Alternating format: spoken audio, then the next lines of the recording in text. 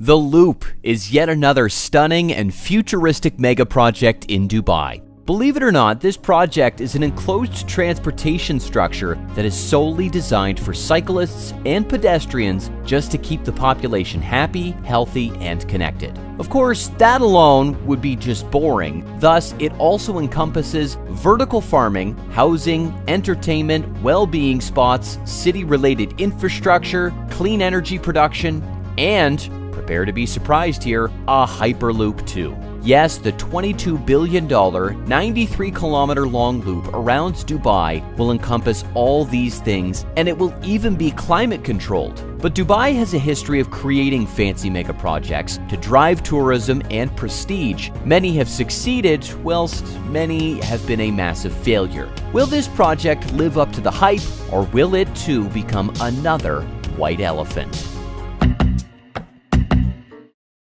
Dubai has a big problem. The city was built so fast and at such a colossal rate that many design flaws eventually began to reveal themselves. In any metropolitan city in the world, social connectivity plays a huge part in the well-being of its residents. Many people prefer walking, running, or cycling to visit others, run errands, or reach work. But the main modes of transport in Dubai are currently cars, transit buses, and taxis, which is quite inconvenient for most people. Many parts of the metro don't reach the suburbs, and you can kiss goodbye to cycling to work in this city. Dubai is notoriously known for its lack of connected long cycling and running paths, and in the summer, temperatures can reach up to 50 degrees Celsius, meaning most outdoor activities stop completely. What this place has always needed is a megastructure that connects the city seamlessly for its residents all throughout the year, but at the same time breaks a few records, as always with Dubai, and creates a tourist attraction that encourages people from all over the world to visit. Dubai is heavily reliant on tourism and the migration of wealthy investors. Thus, building fancy structures that are green, futuristic, and entertaining is a necessity for the city's economy and future. So in steps the Loop. In simple words, it is a 93-kilometer-long, enclosed and climate-controlled cycling and pedestrian superhighway that will encircle the entire Dubai metropolis. The width of this colossal structure will vary from 25 meters to more than 150 meters in areas where vertical farms, entertainment areas, well-being centers, cafes, restaurants, green hotels, and small villa villages will be built within the structure. The main features are the paths. For most of the length of the structure, there will only be pathways. Each side features one path for walkers and runners that is separated by a green median strip from a path for cyclists. A wide green median strip with parts that are designed for socializing, equipped with seats, tables, fountains, and kiosks, will separate the two opposite direction paths. The structure itself is made from a steel frame and reinforced glass with heat reflection properties. Let's now dive into the exciting stuff. How will they build it? And what are the engineering technologies used?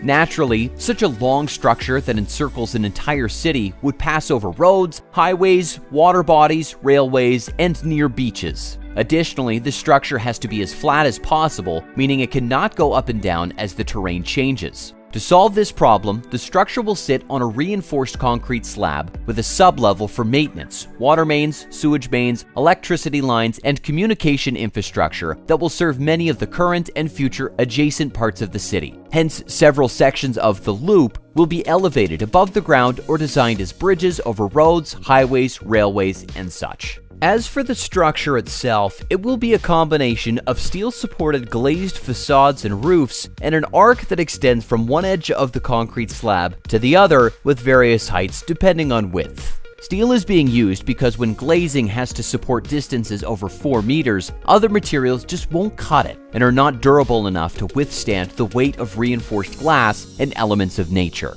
The Loop will also generate electricity using one of the cleanest energy sources on the planet: footsteps. Imagine this: every step by a person on the paths inside the Loop will generate electricity that is transferred to the main power grid. To achieve this, they are using an innovative technology called kinetic paving. The science behind the marvelous technology is quite simple. Certain materials will generate an electrical current when they are placed under mechanical stress by, in this case, being stepped on. This is called the piezoelectric effect. The paving and floors are made from recycled car tires that flex when stepped on, thus resulting in kinetic energy. Up to 5 watts of power will be generated by every single step, hence if 200,000 people took an average of 1,000 steps each per day in the loop, they would produce 1 gigawatt of power per day, which is enough to power thousands of homes. So, will they have air conditioners to make the loop cool since it is in a desert climate? The answer is absolutely no. They will utilize trees and shrubs to achieve such a complex endeavor.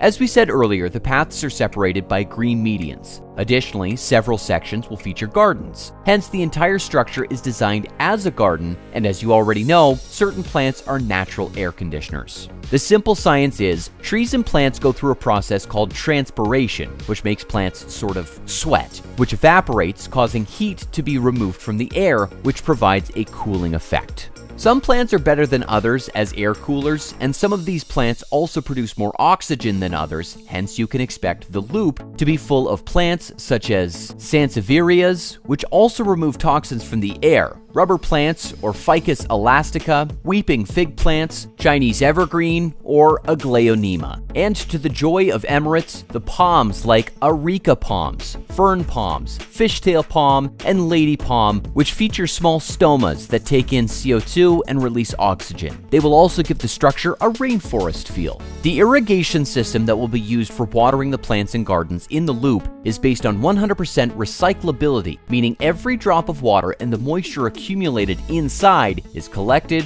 recycled, and reused to water the plants. As we also said earlier, the loop will also feature vertical farms, which are the future of feeding humanity. Vertical farming is the practice of growing crops in vertically stacked layers. It often incorporates controlled environment agriculture, which aims to optimize plant growth, and soil-less farming techniques such as hydroponics, aquaponics, and aeroponics. This makes the loop a perfect location for such farms because money will be saved on the need for artificial lighting since the entire structure acts as a greenhouse with a favorable year-round climate. Some sections of the loop will be quite wide as small green sustainable villa villages will be integrated into the structure, and other villages will feature green hotels, monuments, restaurants, museums, galleries, cafes, and shops. This will turn the structure into a tourist attraction. Finally, the sub-level of the loop features concrete tubes for a future Hyperloop, which is an ultra-high-speed green transportation system for both public and goods transport. The developer, URB, has not said much about this part, hence we are guessing it will be a surprise in the future. We made a previous video about Hyperloops, so make sure to check it out. The answer to whether this project will achieve its goals or become a white elephant is yes, it will succeed. Evidence of the effectiveness of well-maintained, accessible, and long cycling and pedestrian paths in Europe proves beyond any doubt that once this structure is built, most of the city's population will use it as it adds to the quality of life. Thank you for watching, and please do like, share, comment, subscribe, hit the bell icon, and feel free to share your thoughts with us on this project.